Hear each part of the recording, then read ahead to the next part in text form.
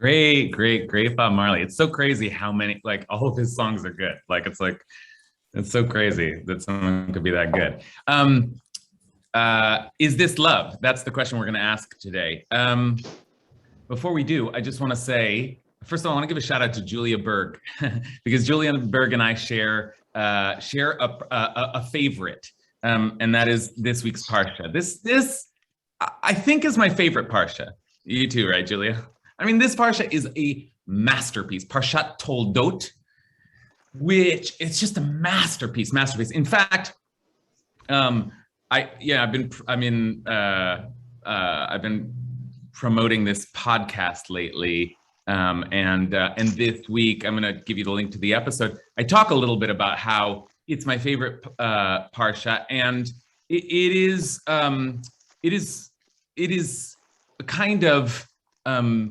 a kind of symphony. Like, there's a kind of structure and choreography to it that is just remarkable. And a lot of it centers around, and we tend to think of it as centering around the two brothers. Like, this is the story of Jacob and Esau, the two twins, and they're back and forth.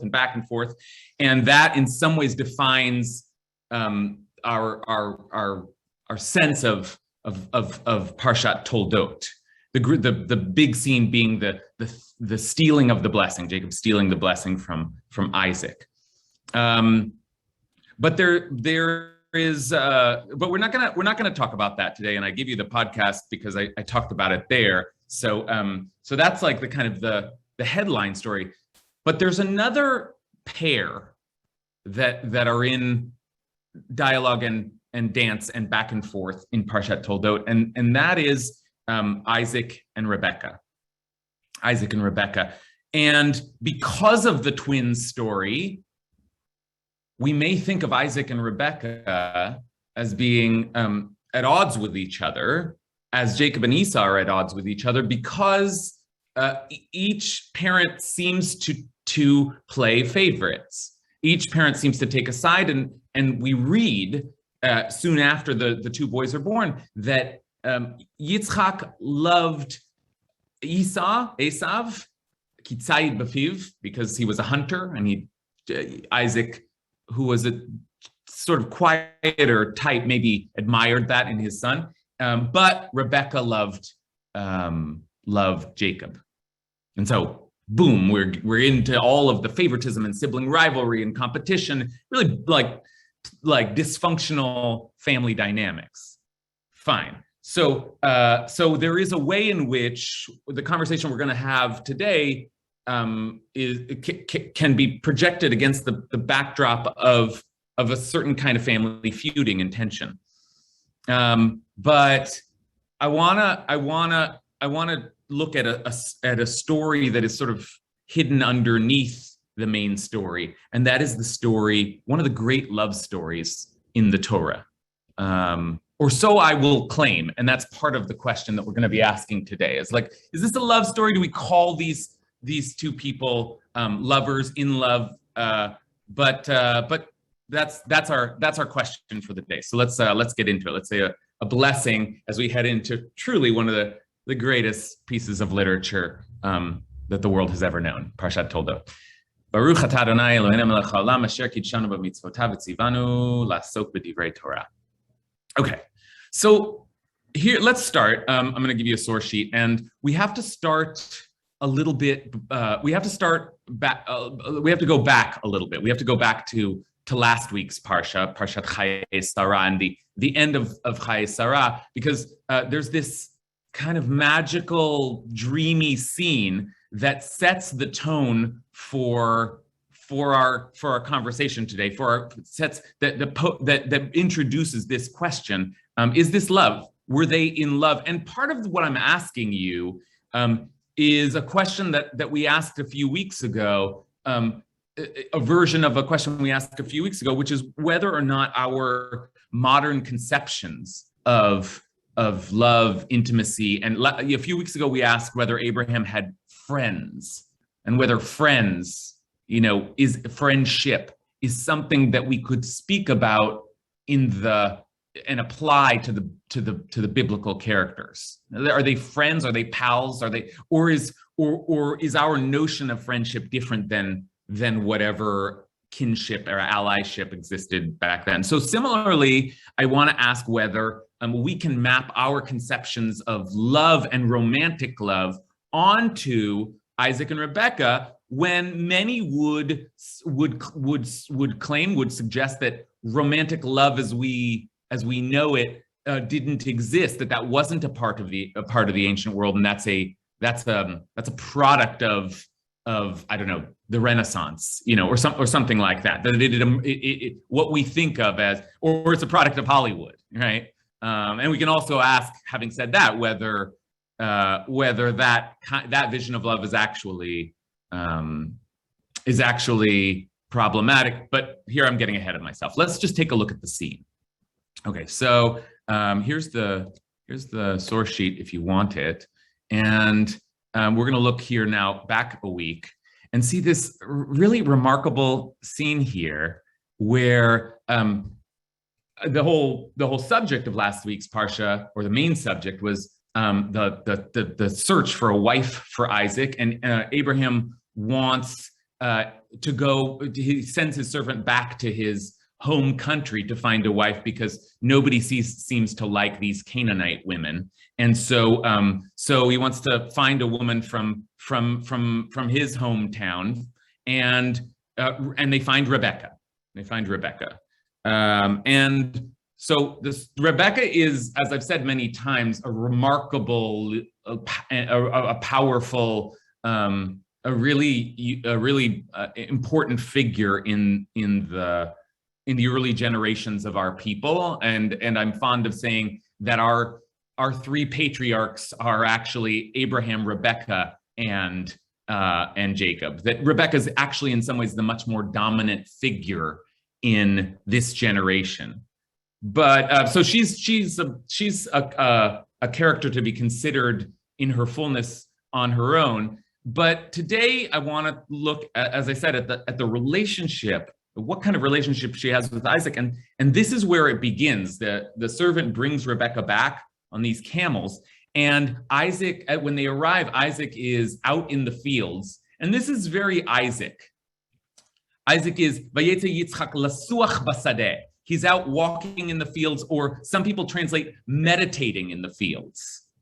So there's a kind of quiet rumination, and as you'll see, that may be a rumination of mourning, because after all, last week's Parsha started with the death of Sarah, his mother, and the Parsha before that was his father trying to kill him. So Isaac has had one trauma after another, and maybe it's not so surprising that he is out in the fields just meditating, contemplating, ruminating, and then Rebekah arrives. So take a look at this scene here, and we will begin to ask the question, is this love?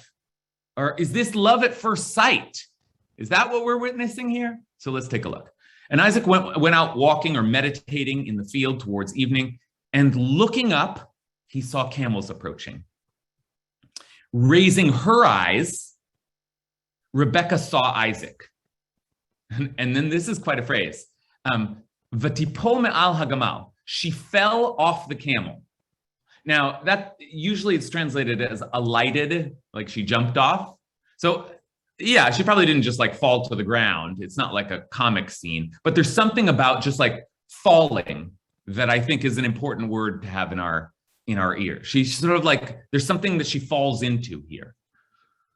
And she said to the servant, "Who is that man walking in the field towards us?" And the servant said, "That is my master." V'tikacha atzayif v'titkas. She took her veil and covered herself. That's an interesting image. That's worthy of some interpretation. And the servant told Isaac all the things that he had done. So then the servant says, "This is it. This is the wife that I've found for you." And then this is the line, and what a line! What a line this is. Vayvieha Yitzchak ha'ohala Sarah imo, v'yikach et Rivka, v'tehi lo leisha, v'yehaveha, v'yinachem Yitzchak acharei imo. Isaac then brought her into the tent of his mother Sarah, and he took Rebekah as his wife. Isaac loved her. V'yehaveha. Isaac loved her, and thus found comfort after his mother's death. Now, we have, if you've been studying in this with us for a long time, we've actually looked at this verse before, but we were looking more at the sort of Freudian implications. Like, what's the dynamic here of the wife replacing the mother, and he's mourning his mother, but now he has a wife, so he's okay, and she goes into Sarah's tent, and that's fair game. That can be part of our conversation today. But I don't want to focus on the Freudian dynamic. I want to focus today. I want to just really think about the word love, because this is not the first time the word love is used in the Torah, but it's the first time that the word love is used to describe the feelings between two partners, two intimate partners. And there it is. Isaac loved Rebekah. So let me open it up now and ask you, is this love? Would you call this romantic love? Are they falling in love? Did she fall off the camel into love? Is that a fair depiction? Is that what we would call this? I'd love to hear your thoughts on this moment, this sort of dreamy moment of encounter. So what do you think? Matt? Well, like in medieval European literature, there's the idea of courtly love, which is kind of like a magical state that people fall into. But I don't see this that way so much. I see love as being more like a verb, like an action. So that showing affection is more what they're talking about here. In other words, a euphemism for sex, like he or not quite that. Just being like he favored her. Yes. He favored her and showed her affection. Okay, so you do want to hold back from using that word that is so dominant in our culture. Love. Okay, you want to hold back from that a little bit. Okay, good. Noah, what do you think? Here, I'm thinking that this love concept, obviously they were in sort of arranged marriage, and Isaac and the servant must have been talking Isaac up to Rebekah. So Rebekah had like an idea of what Yitzhak was like, and maybe in that, and after seeing Yitzhak, she thought this is the man that was being talked up so much. So maybe eventually they fell in that sort of romantic love with each other, but that process must have started way before Rebekah approached him. Okay, that's helpful. That's a nice that's a helpful way to think about it. That these are arranged marriages, and so there's a lot of buildup. Surely Isaac had some sense that the household servant had been sent out on this task, and Rebekah has certainly been set. I mean, that's the great drama of the story, is that Rebekah's told, would you come all the way to a foreign land? I promise you, she has never met him. And so there's anticipation. And maybe what this is, Noah suggests, and I think this is a great reading, is that they see each other and there's something about their encounter, falling in love. That might be a little much, but they are pleased. Yeah. Oh, good. Okay. Maybe they're attracted to each other, or maybe they just have a sense. This is okay. Yes, I was a little anxious, but this seems like this is going to work. Or maybe somewhere in that interchange, he brought her into the tent. We were meant to read that they spoke a little, they got to know each other, and it felt like, yeah, it's a good shidduch. It's a good shidduch. You're right, and that's the way we would read this. Susan, what do you think?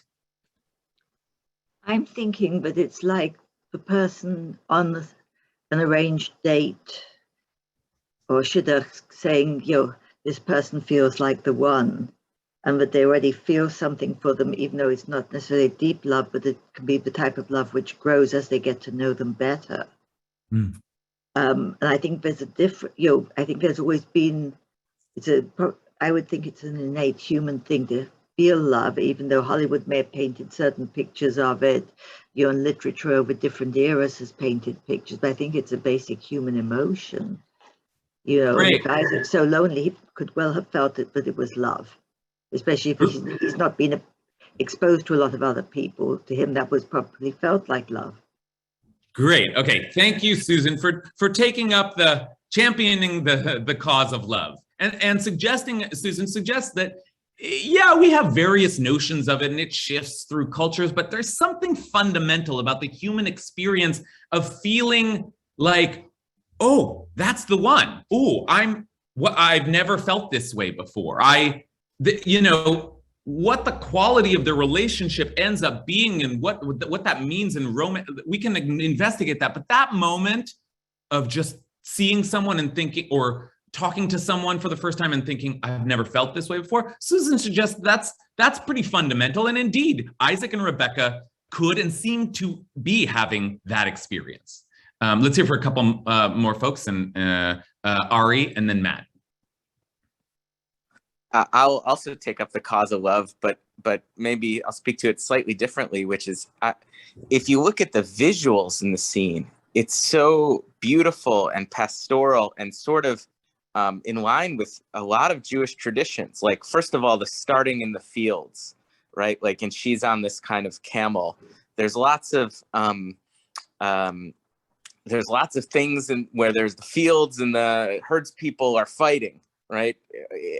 Cain and Abel, or here's a harmony between them, right? Like, it's, they're in this pastoral really setting. Obviously she falls off the camel, but it's this sort of unity.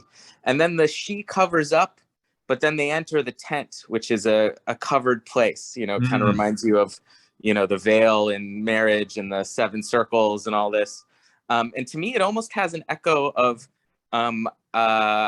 Abraham greets the angels, right, and brings them into the tent. To me, it almost has an echo of that, as if she's a goddess who's come to her, right? And even this notion of who's master. The servant is the master. Isaac is the master of the servant, but she's sort of the master of him. I don't know, something about it seems not just like, frankly, better than love in the way that Hollywood thinks of it, almost divine. Right. And at harmony with nature and with God and with them. Oh, what a poetic, it's such a beautiful, such a keen reading of some of the images here. I really appreciate that. All right. That there's a kind of intimacy is suggested by so many of the descriptions here. There they are, they're out in the field.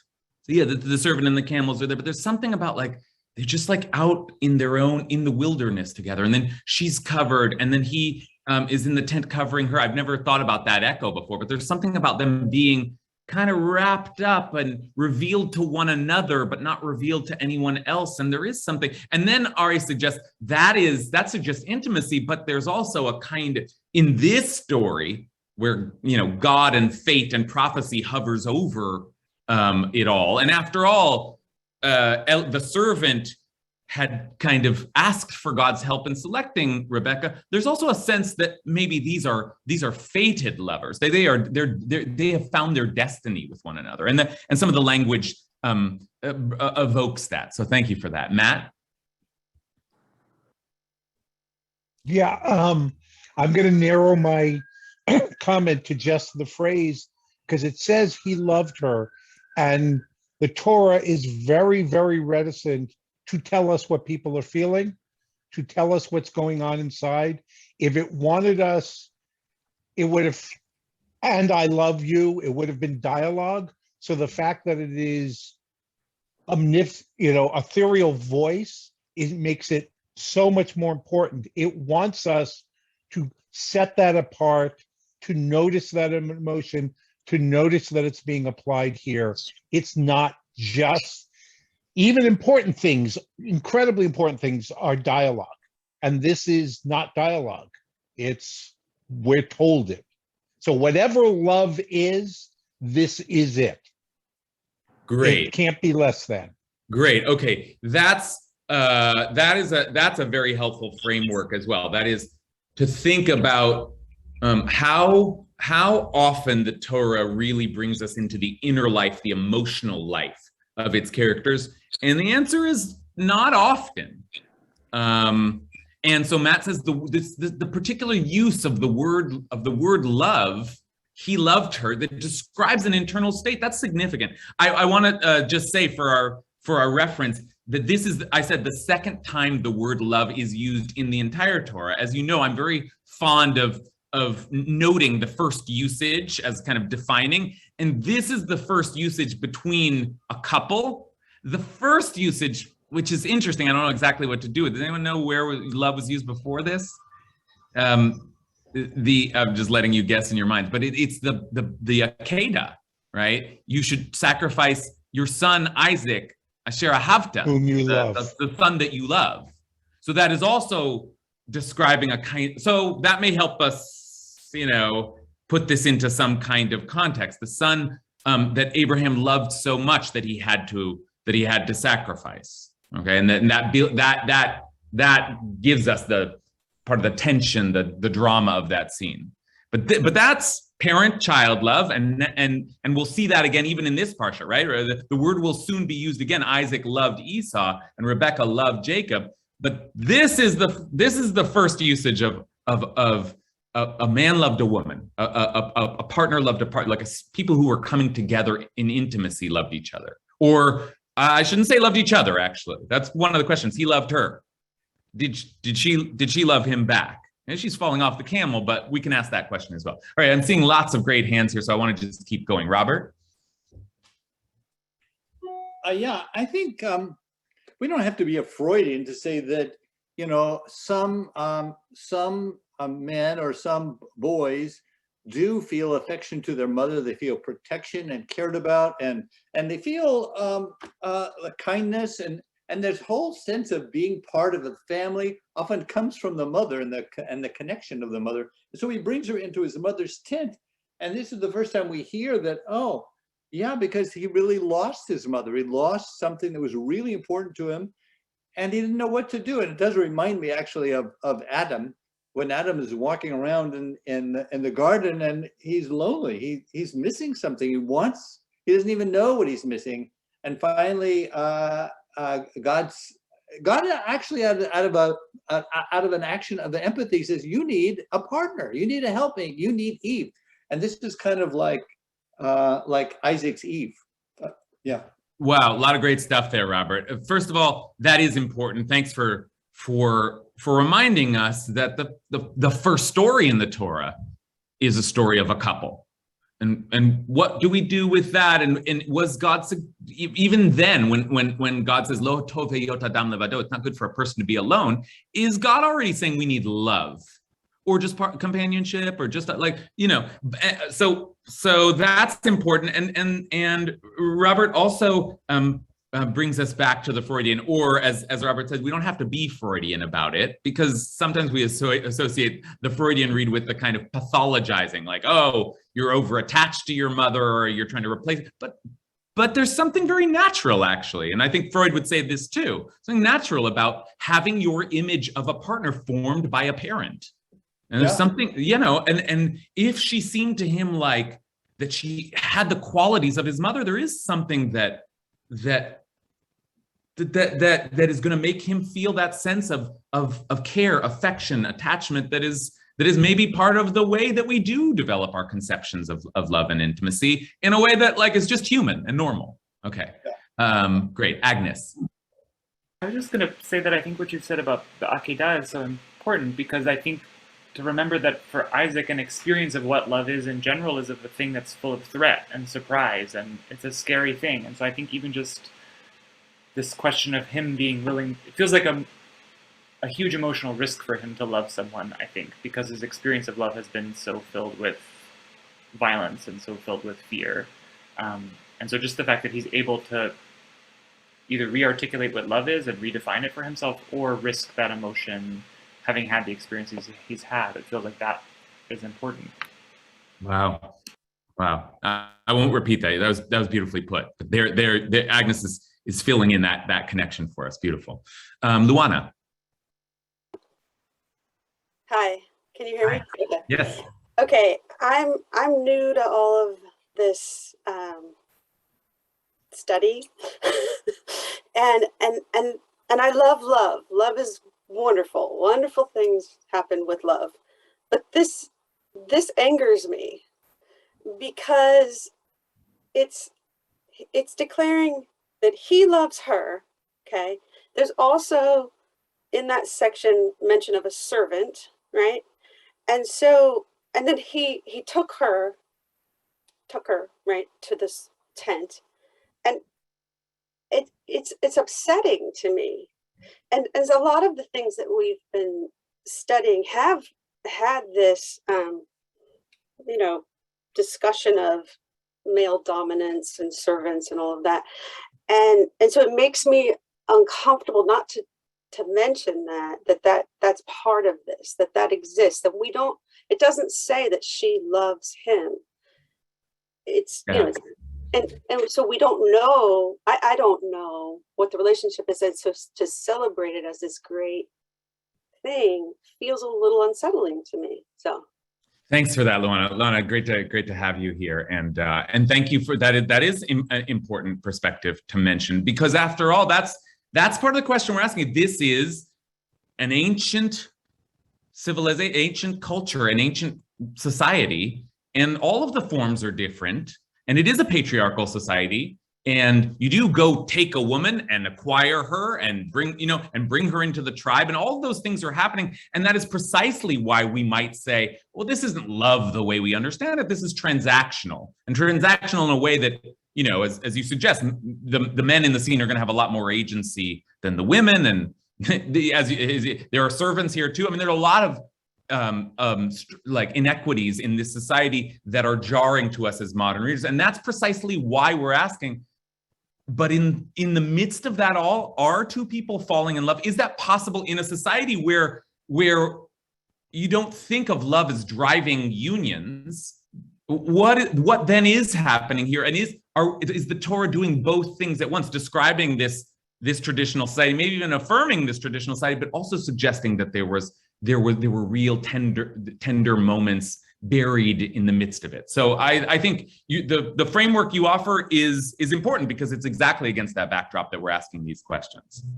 Okay, I see more and more hands, and I want to eventually take them all, but let's, we're not even in this week's Parsha yet. So let's get into this week's Parsha a little bit. And the Parsha is called Toldot.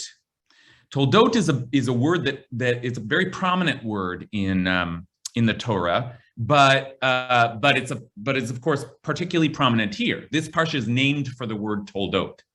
Now, Toldot, it comes up again and again, and it means something. Here, let me put it on screen. It means something. Either it's a word that is very capacious. It can mean either, here it is, the word Toldot, either can mean the offspring. It's related to the word for birth, so it can mean the offspring, and that's why it's usually translated as this is the line of, these are the offspring, these are essentially the children of. But Toldot can also mean, or is used also in the Torah to mean not just the physical offspring, but the legacy of what comes from this person's life. What do we inherit from their being in the world? And it means both of those things.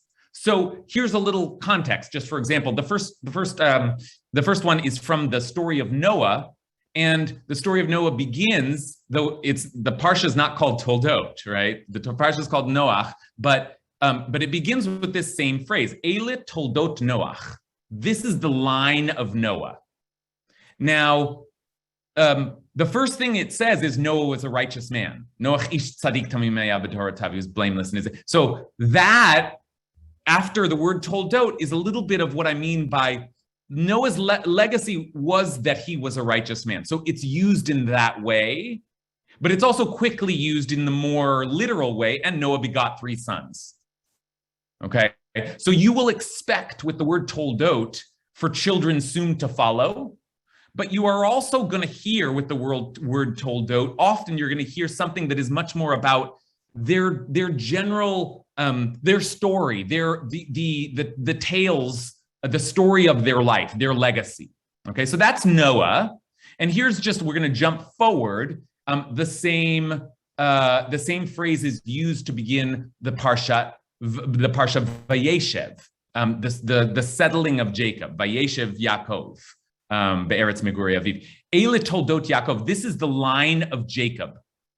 Now, here too, we're going to start talking about children, but again, the Torah is playing with the word Toldot to say, yeah, Jacob had children, but really he had one kid. And immediately, this is the line of Jacob, Joseph. And that's the way it reads in the Hebrew even stronger. Eile Toldot Yaakov Yosef. This is the line of Jacob. At 17 years of age, Joseph tended the flocks with his brothers as a helper to the sons of his father's wife, Bilhah and Zilpah. And Joseph, it's all about Joseph. And in fact, now Israel loved Joseph best of all of his sons. So in that usage, we are getting Jacob's lineage. Yes, we're getting a little bit. We're also getting, the story of Jacob and the story that will now begin to dominate the rest of the book of Genesis, which is Jacob's favoring Joseph in the way that creates chaos in the family. So Toldot is used in both of those ways, both the actual offspring and the offspring of the story. Okay, now take a look, and I want us to think a little bit about how the word Toldot, which this Parsha is named for, how it's used in our Parsha. So take a look here. Okay, Eile Toldot Yitzchak ben Avram. This is the story of Isaac, son of Abraham. And the first thing it says, and this is pretty significant, Avram holid et Yitzchak. Abraham begot Isaac. So that's one way to read this. It's like, what is important about Isaac? It's that he was in the shadow of his father. What's important about Isaac is that he was Abraham's son. There's a way in which this description of his life and legacy diminishes him. But what is the next thing that it says?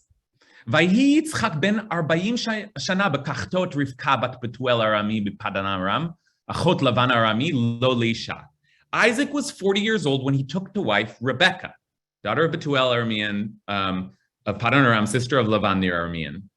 Okay, so we hadn't seen that before. Isaac's got married to Rebekah. That's the first. I guess the first thing you hear is that he's the son of Abraham, but the next thing you hear is that he married Rebekah. And then the next thing, and this does take us into physical offspring, but not directly. We don't start hearing about the children yet because the children aren't there. We get the story before the children arrive. And this line is one that we'll spend some time with now. V'yetar Yitzchak ladonai lenochach ishto. Isaac pleaded with the Eternal on behalf of his wife because she was barren, ki akarahi. And the Eternal responded to his plea, v'ye'ater lo Adonai, v'tahar Rivka ishto. Okay, so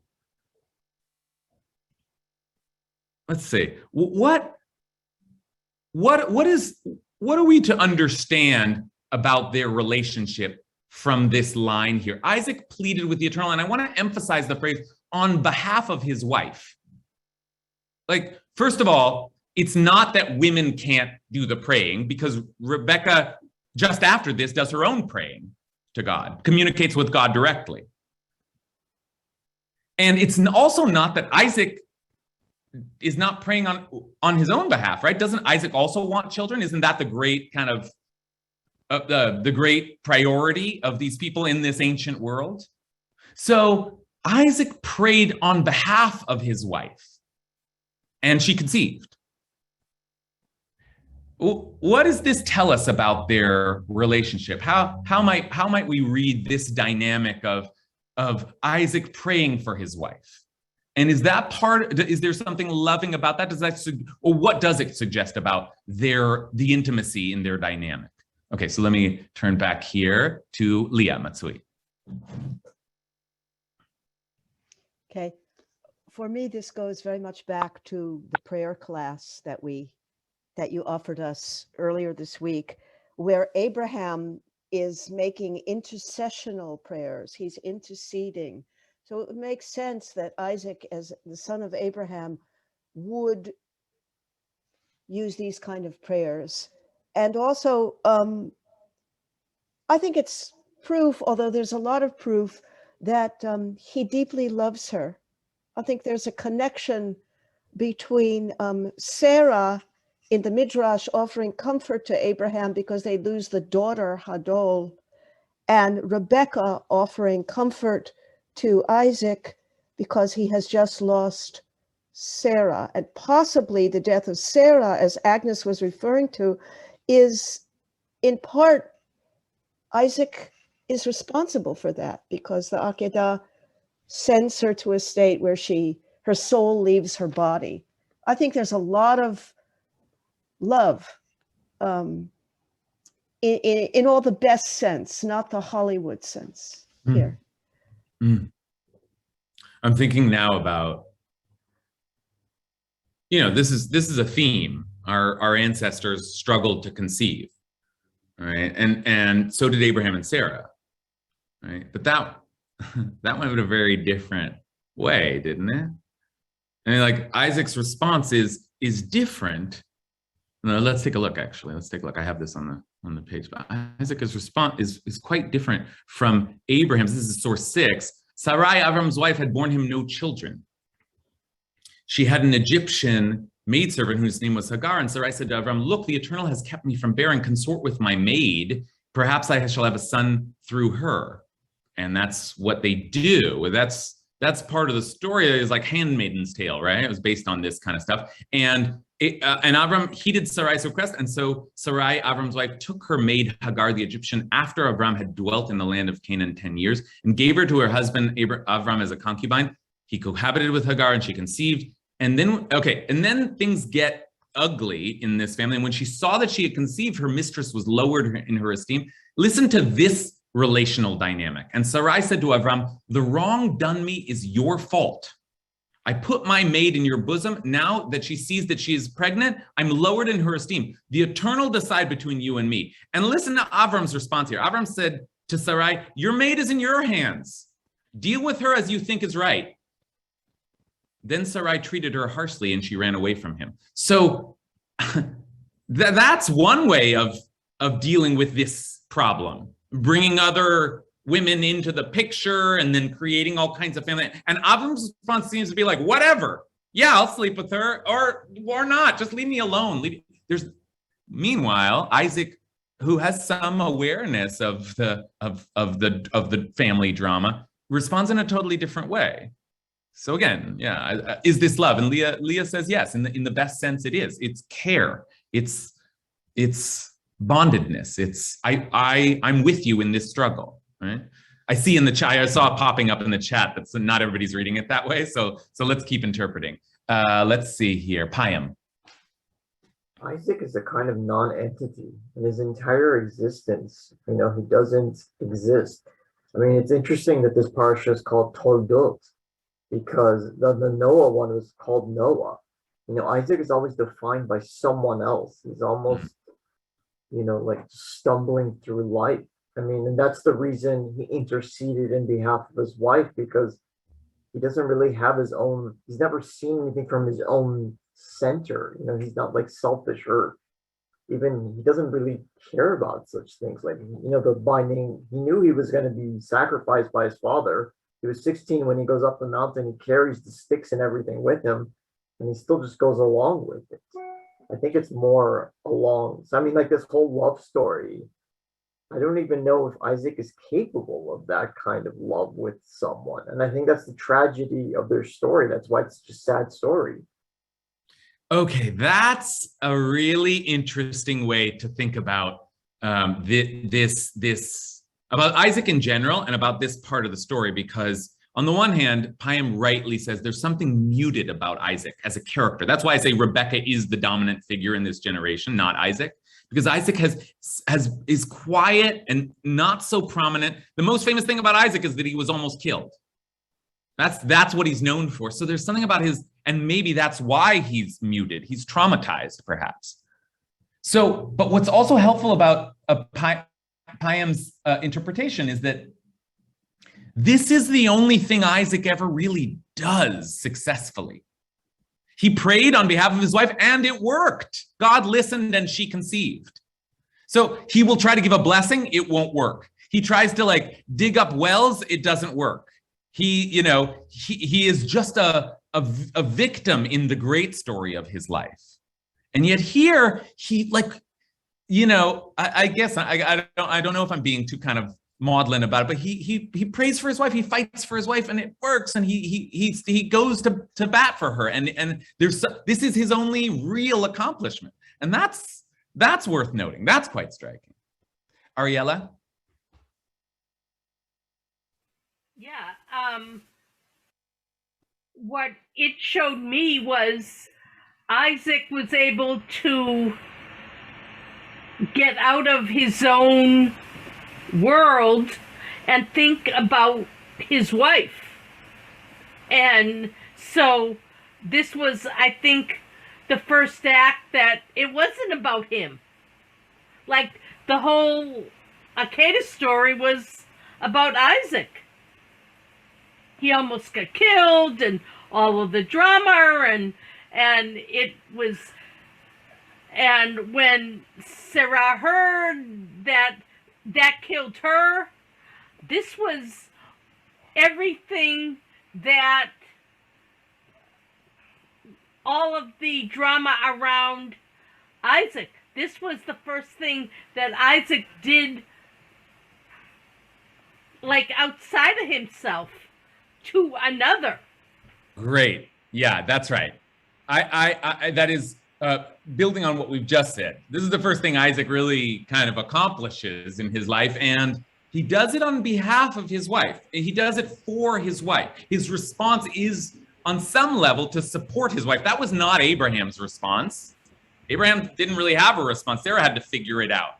And then when things get messy, he said, I'm hands off. And what we really have, mentioned Abraham because Abraham and Sarah came up, but what we really have to look at is, because this is a direct contrast, is Jacob's response to Rachel's a cry for children. And that's really the sharp contrast. Take a look at this here.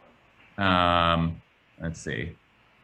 When Rachel saw that she had borne Jacob no children, she became envious of her sister. Rachel said to Jacob, give me havali banim v'im ayin meta anochi. Give me children or I shall die. Now, Rebecca didn't even say that. That's like heartbreaking. I mean, she is in a state of total anguish. And what does Jacob say? Vayichar af Yaakov b'Rachel. Jacob was incensed at Rachel. He was angry at her. He immediately flew into a rage. Vayomer hatachat Elohim anochi. Am I God? Can I take the place of God? Mana mimech privaten, who has denied you the fruit of the womb. And then we get into A Handmaid's Tale again. And I think this is actually the one the Handmaid's Tale quotes. She said, here is my maid Bilhah. Consort with her, she may bear on my knees, and that through her, I too may have children. And that's what happens. But the response is so ugly, so vicious, so insensitive. God, who has denied the fruit of your womb. He gets angry at her. She's suffering and he gets angry at her. When his father had prayed for his wife. And now we start thinking about the generations, right? Jacob with his 4 wives that he doesn't get along with any of them. Abraham with his 2 wives that are like, he doesn't know how to balance his responsibilities with them, and he just sort of bows out and lets the mess unfold in front of him. But Isaac prayed for his wife, his only wife, right? Like, it sounds like a funny thing to say in our day. Like, isn't that amazing? He had only one wife. But that's part of the, there's clearly a contrast here when we move from the Abraham and Sarah story to the Isaac and Rebecca story, and then back to the Jacob and Rachel and Leah and Bilhah and Zilpah story, right? So there's more evidence for the distinct nature of their relationship. And I see a lot of hands I'm soon going to turn to, but just I want to make sure of all things that we see today, I want to make sure we see the next thing, because in this sort of comparative study of their different kind of responses to the constant struggle with conception, the midrash. If you've never seen this midrash before, you can take this one to the bank. It's a gem. And the rabbis pick up on this language of lenochach ishto. He prayed on behalf of his wife. But really that language of lenochach ishto, actually it means something like facing his wife. He was like turning to his wife as he prayed. So take a look at what the Midrash here says. And with this, we really sort of, the rabbis are really trying to crack open the core of their intimate life. So take a look at this. This is just, I mean, I shed a tear when I read this. This is just so beautiful. Isaac pleaded on the Eternal on behalf of his wife. Lenochach ishto, on behalf of his wife, really means facing his wife. This teaches us that Isaac was lying down. With Rebekah lying down next to him. And he said, Master of the universe, may any children that you give me come only from this righteous woman. And then she said also, may any children that you give me come only from this righteous man. Okay. So just the imagery there. They were lying in bed when they were praying. Like they were lying in bed together, facing each other. And they were praying to God as they faced each other in bed. I mean, the rabbis go to great lengths to say they were lying down next to each other. So that in itself is just heart-stopping. Like the fact that the rabbis could even, I mean, for all of the kind of questions about how intimate is the biblical narrative, the rabbis certainly see it that way. But what else is being introduced here? I only want children with her. I only want children with him, right? So now we have a lot of information, very different kinds of relational dynamics and ways of struggling with children. But not only is Isaac and Rebekah's distinct in that there's a prayer there, but also as the rabbis see it, they were saying, I don't want a handmaiden. I don't want to do this in a different, I'm not going to take another wife, right? So what does that suggest about the nature of their relationship? Okay, Yonatan and then Jen. Yonatan, you with us? You went dark. Okay, then Jen. Okay, I want to suggest that trauma and grief are not just states that you can be in, but actions that you take. And Isaac's story, at least up to this point and arguably all the way through, is about those two things. And like that, specifically that meeting with Rebekah wasn't that she replaced his mom or reminded him of his mom, but that she comforted him in after her death. Right. So Isaac is a character who's grieving and traumatized. And I had a dream once years ago that I was climbing a mountain with a bunch of people and everyone looked back at me and went, why aren't you climbing this mountain faster? Why aren't you up at the top of this mountain? And I looked in my arms and I was holding an angry cat. And I was like, nobody else could see it. I was like, why don't you? Of course, I'm not at the top of the mountain. I'm juggling this angry cat. And my job is to get this cat to the top of the mountain. And I realized, once I woke up that was trauma and that was grief and that I was pulling that up to the top of the mountain, not for myself only, but for everybody, because we all needed a cat for some reason, dream logic. But I want to argue that that's what Isaac is doing. And he fails at it. Like his favoring of his son is absolutely not, we can knock him for that. But like those are actions that he's doing. And one of the reasons why Rebekah is connected to him as well is because they're doing that together. By the time she joins him, she comforts him in his grief. She is also part of carrying grief and trauma through this story. Wow, that's a very powerful read. You're taking us back to this moment that we described as Freudian, but as Robert already said, we don't have to go in any very specific psychosexual dynamic. This is a moment, Jen reminds us, where someone is suffering and finding love, finding intimacy, finding a partner is a great comfort to them. I mean, it says that explicitly, Anachem, he is comforted. And isn't that one of the things that love is supposed to do for us in our lives? Is to support us and to carry it. When we are with someone we love, we are their support. We are their tent, right? We walk with them through the traumas of their life, and we experience them with them. And that's Isaac had a traumatic life in so many ways, and not just because his father tried to kill him, and not just because his mother maybe died as a result of it, but also, as we'll soon see, his relationship with his children is all screwed up. But maybe his relationship with his wife was the one great comfort that he had, the one great union that he had. Yeah. Sorry, Rabbi, this is who is unmuting, and I can't see you and I can't see your name. Oh, this is Jonathan. Can you hear me now? We can't hear you very well. I think you might have to mute.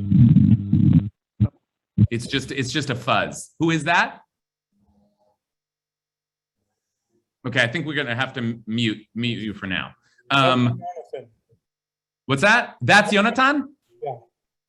Yonatan? Is that you? We don't hear you very well. Yeah, sorry, I had to... now we do, go for it. I had some technological issues and had to get away from the baby so I wouldn't wake up the baby. But I wanted to say, everyone seems to be making the assumption, and this is a really common assumption in Torah commentary, that Isaac was doing something nice because presumably Rebecca wanted to get pregnant. And there's absolutely nothing in the text to indicate that. And the Torah texts are not, and I made a similar comment about this text last year, but the Torah texts are not at all embarrassed to tell us when women who can't become pregnant want to become pregnant. What happens here is that in his wife's presence, Isaac just kind of ignores her agency and says, I want her to become pregnant. And it works, and she does. And I'm not so sure that that's a feel-good story. I think it's actually kind of rankling to me. Great. Thank you for that, Yonatan, because I too feel like, even as I want to investigate clearly that's my agenda, is to try and see what intimacy might lie between them. There is a very different way of reading their story. And you're very keen to suggest that maybe even in this moment, it wasn't, as the rabbis want to see it, a moment of connection and shared vision and intimacy, but that actually, like, Isaac wants children, and so he does the praying. And your proof would be that when she does become pregnant, she says, I'm in pain, and why did I go through the Im Ken Lama Ze Anochi? I didn't, the children struggled, and it's not a pleasant experience for her. So right. And then, of course, on top of that, once they have children, Isaac and Rebecca are somewhat at odds, aren't they? Doesn't Rebecca deceive Isaac? Doesn't she betray him? Don't they have totally different agendas? Isn't there real conflict between them? So maybe we're rushing too fast to say, oh, look at how tender, look at how much they were on the same page. Fair enough. I mean, we don't have much time left, but let's hold that alternative read, because it is important. And even if we accept the intimacy of this moment, even if we don't take Yonatan's reading, we would still have to contend with, well, then does it all fall apart once they have children, right? So that is a very important counter narrative to note. Now, before we close, though, and maybe as a way of responding or kind of pushing back on the idea that no, they were at odds and they didn't share intimacy, which you didn't exactly say, but we might say. I want to just share with you one more moment, and in some ways, this moment is the most shocking of all of the Isaac and Rebecca scenes, and frankly, maybe of any interaction between two partners in the entire Torah. Right, because we are used to thinking of these spouses as arranged and not, as Matt would say, not full of intimate feeling and emotion. Right? Okay, so like maybe we're reading too much into this, except that in chapter 26 in our Parsha, there is this moment that happens when there's another replay of a scene, as the Torah is always doing, when Isaac tells Isaac is in Gerar and tells the local people that this is his sister, so that they won't kill him on her account, and then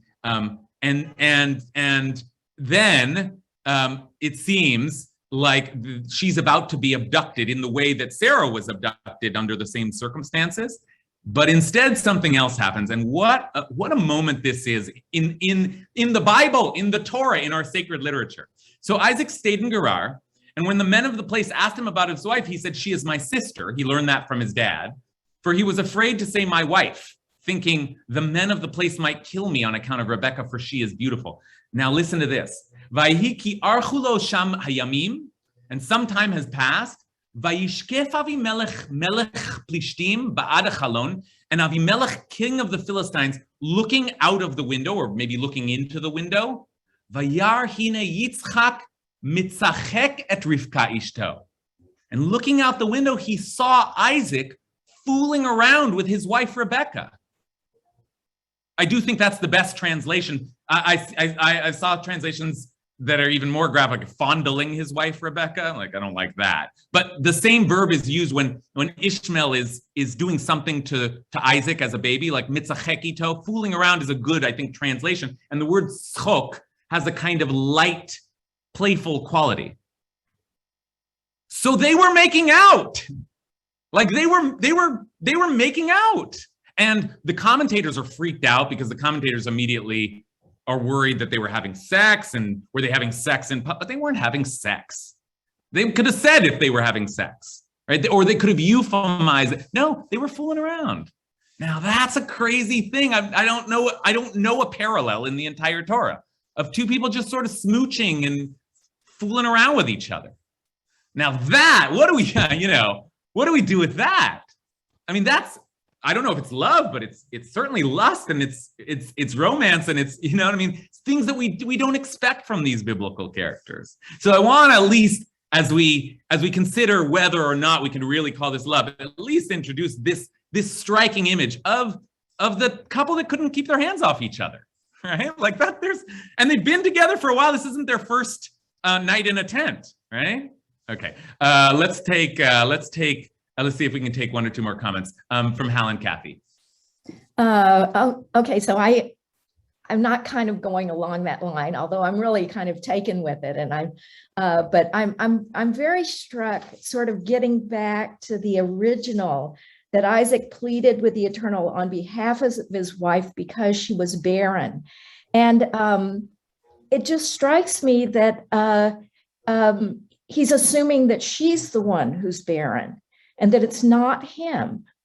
And it seems to me there's a really good case to be made that in fact it may have been him, because you know these other marriages where we hear about women being barren, their husbands were having children with other people, you know, whether it was Hannah or Sarah or Rachel.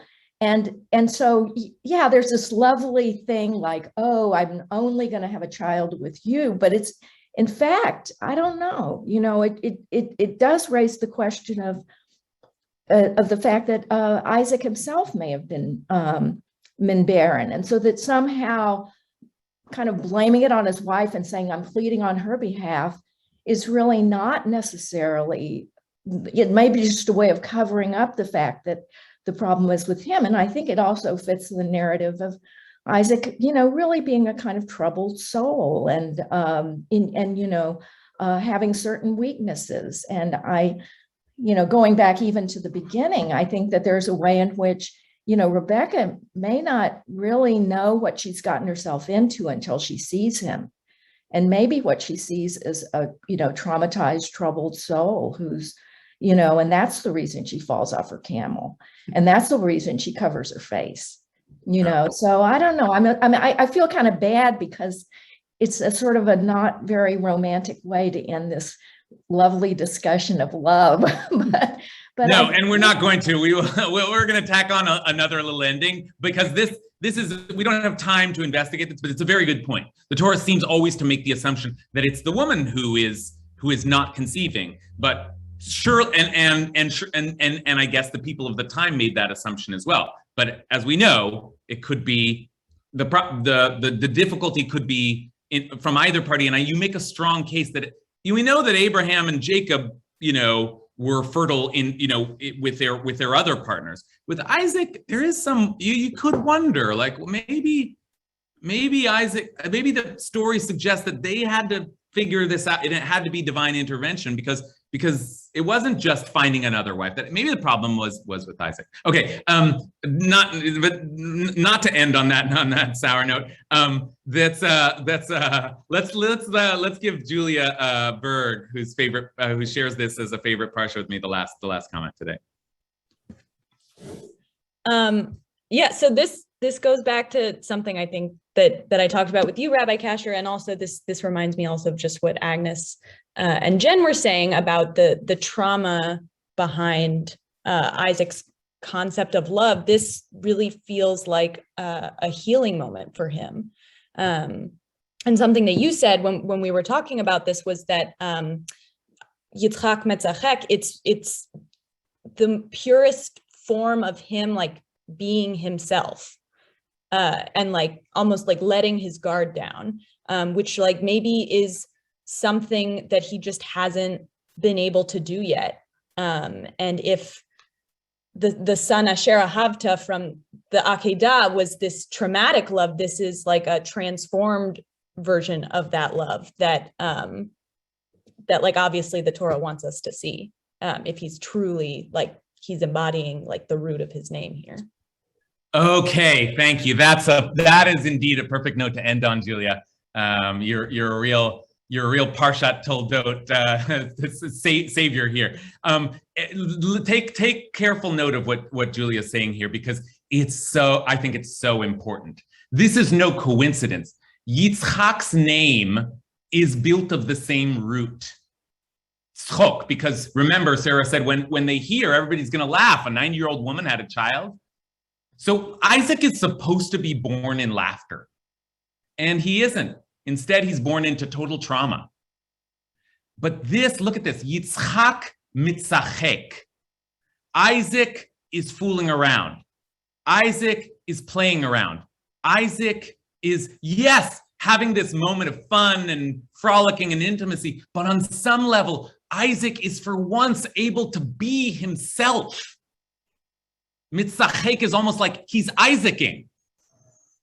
He's finally able to be who he is. He's so muted by every other relationship in his life, so defeated by every other relationship in his life. But there's something about the connection with Rebecca that allows him to just be who he is and to be free and to make out near the window. And that, I don't know if that's love, but it's a beautiful thing. It's a beautiful thing. So we'll end on that note. Thank you for that, Julia. And thanks, everybody. I'll see you next week.